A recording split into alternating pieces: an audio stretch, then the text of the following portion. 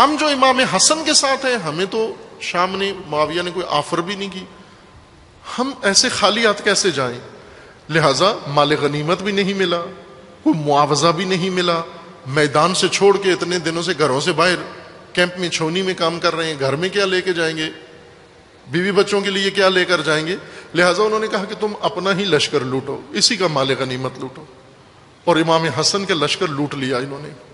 لوٹتے لوٹتے ایک گروہ جس کے ہاتھ میں کچھ بھی نہیں آیا، انہوں نے آپس میں بیٹھ کر یہ دیکھا کہ ہمارا ہاتھ میں تو کچھ بھی نہیں ہے، باقیوں نے تو کچھ آدھا لشکر تھا جنہوں نے شامیوں سے وصول کر لیا، آدھے لشکر نے اپنا لشکر لوٹ لیا، ہمارے ہاتھ میں تو کچھ بھی نہیں آیا۔ انہوں نے کہا کہ دیکھو کسی خیمے کے اندر کچھ بچا کھچا ہے یا نہیں؟ خبر ملی کہ صرف ایک جگہ بچ گئی ہے، نہیں لوٹ پڑی، اور وہ خود امام حسن کا خیمہ ہے۔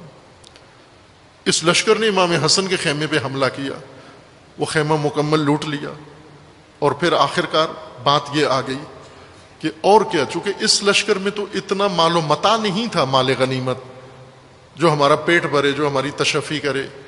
مزید لوٹ کے لیے انہوں نے یہ پلاننگ کی کہ امام حسن علیہ السلام کو شامیوں کے حوالے کرتے ہیں، امام حسن کو شامیوں کے حوالے کرتے ہیں۔ توجہ فرمائیں، احتجاج، کتاب الاحتجاج، مرحوم طبرسی کی کتاب الاحتجاج، اس کے اندر جلد دوم میں احتجاجات امام حسن میں یہ روایت جو بارہا اس کا متن تفصیل کے ساتھ آپ مومنین کی خدمت میں پڑھا ہے، موجود ہے، آپ رجوع کر سکتے ہیں کتاب کی طرف بھی اور اس گفتگو کی طرف بھی۔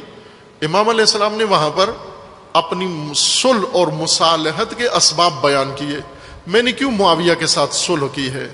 فرماتے ہیں اس لیے صلح کی ہے کہ دو اغتیال، دو منصوبے، دو پلاننگ میرے سامنے آئیں، میں نے دیکھا کہ دو منصوبے ہیں، ایک میرے دشمن کی اور ایک میرے ساتھیوں کی۔ ہاؤلا، وہ ہاؤلا کہہ کر میں نے کئی عرصے تک سینسر کر کے یہ روایت پڑھی ہے عزیزان، ایک عرصے تک سینسر کر کے یہ روایت پڑھی ہے۔ بعد میں خود میرے اپنے ضمیر نے ملامت کی کہ کس لیے سینسر کر رہے ہو، کس کے ڈر سے کر رہے ہو، کس کے خوف سے کر رہے ہو؟ پھر پوری روایت پڑھ دی بغیر سینسر کے، جیسی امام حسن نے فرمائی تھی ویسی کئی دفعہ پڑھی ہے وہ روایت۔ وہ جملہ کیا تھا؟ یہیں پر اس روایت میں تھا ہاؤلا، ہاؤلا سے آگے جرت نہیں ہو رہی تھی پہلے مجھے پڑھنے کے لیے، لیکن پھر پڑھ دی وہ روایت۔ وہ کیا تھی؟ ہاؤلا الذین یقولون انہم شیعتنا، یہ سب جو کہتے پھرتے ہیں کہ یہ میرے شیعہ ہیں، پھر ان کا اغتیال، ان کا منصوبہ، ان کا دام فریب میرے سامنے آیا کہ یہ کیا سوچ رہے ہیں۔ پھر میں نے ان کا منصوبہ سوچا کہ یہ کیا سوچ رہے ہیں۔ دونوں کا جب میں نے دق کے پرکھا، موازنہ کیا، اپنے دشمنوں کا اور اپنے شیعوں کے دونوں کے منصوبے دیکھے، تو مجھے دشمن کا منصوبہ بہتر نظر آیا۔ کیوں؟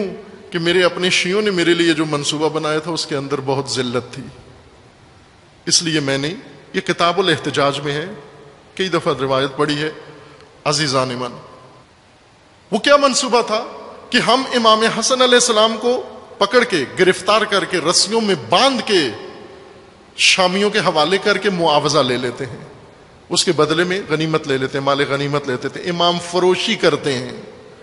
اس سے آگے تو ہمارے پاس اور کوئی راستہ، ہمیں کوئی چیز متاع نہیں ہے بیچنے کے لیے، ہمارے پاس جنگ تو ہونی نہیں ہے، مال غنیمت ملنا نہیں ہے، شام کی طرف سے بھی کوئی ہمیں آفر نہیں ہوئی، آخری اب یہ اپنا لشکر بھی لوگوں نے لوٹ لیا، اس میں بھی کچھ نہیں بچا، آخری متاع ہمارے پاس یہی بچا ہے کہ امام کو دشمن کے حوالے کر کے اس کا معاوضہ لے لیں۔ یہ کن لوگوں نے کیا؟ یہ تاریخ میں وضاحت کے ساتھ لکھا ہوا ہے، بہت دو ٹوک میں، تاریخ نے سینسر نہیں کیا، وضاحت کے ساتھ لکھا ہوا ہے۔ آسان ترین کتاب میں آپ کی خدمت میں عرض کرتا ہوں، بہت ساری تاریخ کی ساری کتابوں میں لکھا ہوا ہے۔ منتہی الاعمال مرحوم محدث قمی کی کتاب ہے، اس کے اندر انہوں نے کھول کے لکھا ہے۔ البتہ جنہوں نے لکھا ہے ساتھ پھر توجیہ بھی کی ہے، اس کی تعویل بھی کی ہے، اس کو اوپر پردہ ڈالنے کی بھی کوشش کی ہے، لیکن اصل مطلب بھی لکھ دیا، نام بھی لکھ دیا، طبقہ بھی لکھ دیا، گروہ بھی لکھ دیا۔ وہ کون سے کوفی شیعہ تھے جنہوں نے امام حسین کو فروخت کرنے کا نعوذ باللہ منصوبہ بنایا تھا؟ امام نے فرمایا جب میں نے یہ دونوں دیکھے تو دشمن کا منصوبہ یہ تھا کہ مجھ سے اقتدار چھین لے، ان کا یہ منصوبہ تھا کہ یہ مجھے اسیر کر کے ان کے سپرد کر دیں، تو مجھے اس کے منصوبے کو بہتر لگا، اس میں کم نقصان تھا، لہذا اس صورتحال میں زخمی بدن کے ساتھ امام کی ران پر نیزہ مارا، اپنے ہی لشکر نے نیزہ مارا لوٹ کے دوران، پٹی باندھ کر زخمی جسم کے ساتھ جا کر ان سے پوچھا بھائی کیا چاہتے ہو؟ انہوں نے کہا شرائط آپ رکھیں، معاہدہ کرنا چاہتے